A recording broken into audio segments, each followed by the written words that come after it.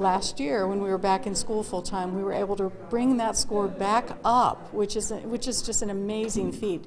So many schools around us have not recovered from COVID. We were able to do that with our double teaching model that we put in our primary. Dr. Lolli had signed a one-year extension to remain with DPS earlier this year after previously announcing that she would leave at the end of her contract.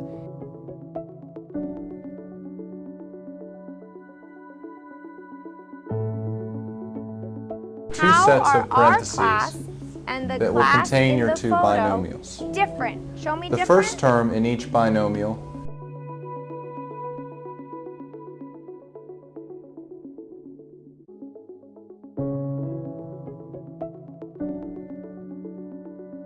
Well, I mean, I'm a little bit shocked that we're getting rid of double teaching model.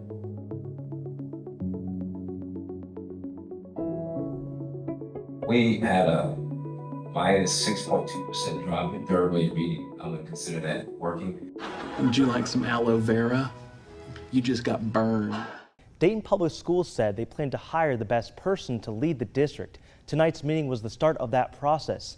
In several people's eyes, Dr. Lawrence is the right fit. The position of interim superintendent was posted 2 days ago, so a sense of urgency was felt throughout the night. During the public comment period, some spoke in favor of naming business manager and Dayton native Dr. David Lawrence for the role.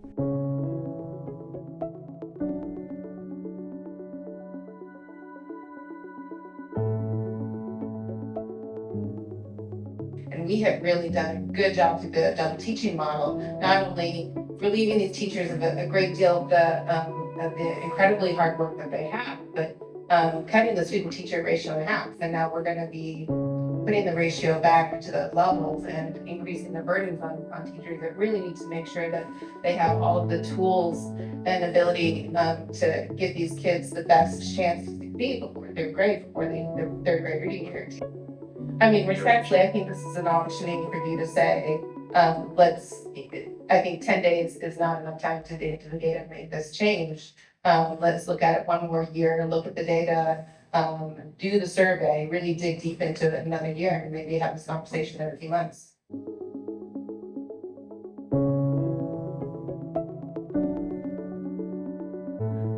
Dr. Goodwine, I think the vast majority of the schools, 2/3 or more, we don't see increases in OST test data. Our focus this year is providing building-based support. That means taking all the resources that we have at central office, or most of them, and getting back to buildings and rolling our sleeves up and getting in classrooms and helping with tier 2 instruction, tier 3 instruction, helping with student supervision, student coaching, lunch duty, breakfast duty, dismissal. We're all hands on deck back to the building, and we're gonna focus on children this year in instruction and leadership and supervision, coaching, and doing this together. I think Dr. Williams already mentioned earlier that grades 1 through 3 did not have science and social studies.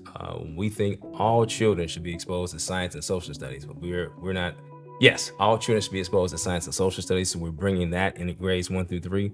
And we are now, as a team, met with the principals all last week, and we're looking forward to doing standards-based instruction, not just leaning on pacing guides, but standards-based instruction with principals in classrooms, teacher leaders in classrooms, demonstrating what high-quality instruction looks like, and all administrators out in buildings providing support. And many of the administrators on our cabinet are principals. There are about 7 principals on cabinet, and we all plan to be out in buildings, which is something highly unusual. Are we having the 2 teachers, whether it's double teaching or dual teachers teaching? Are we still having those in grades 1, 2, and 3? We are having 2 teachers, and we're moving to co-teaching, which is, as Dr. Williams expressed, scientifically based model. We've been in close contact with DEA leadership to walk through this to make sure that this is the least disruptive way to get back to the science of teaching and learning.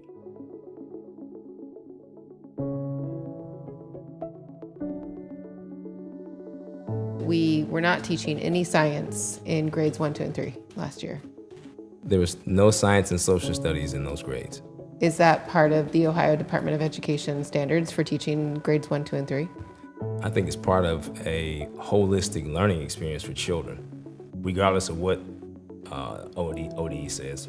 I'm just asking, is that part of the Ohio Department of Education teaching standards to teach science in grades 1, 2, and 3? It is, and we can get you those standards. Okay, and we did not teach any science in grades 1, 2, and 3 last year? Science and social studies was not taught in Dayton Public Schools in grades 1 through 3 last year. We can get teacher testimonials, we can get principal testimonials, we can get you that data.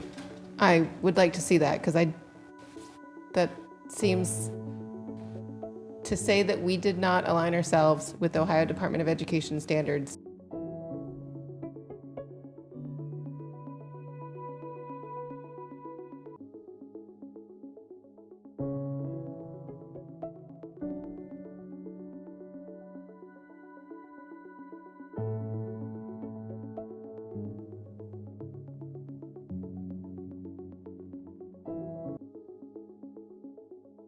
We have an academic team that's about 10 people, all very bright, committed to research, committed to best practices. And we work together to figure out how we can increase opportunities for kids, students, young adults, as well as test scores. Test scores is part of a comprehensive process for us. We don't see school as just test scores. We see it as much bigger than that.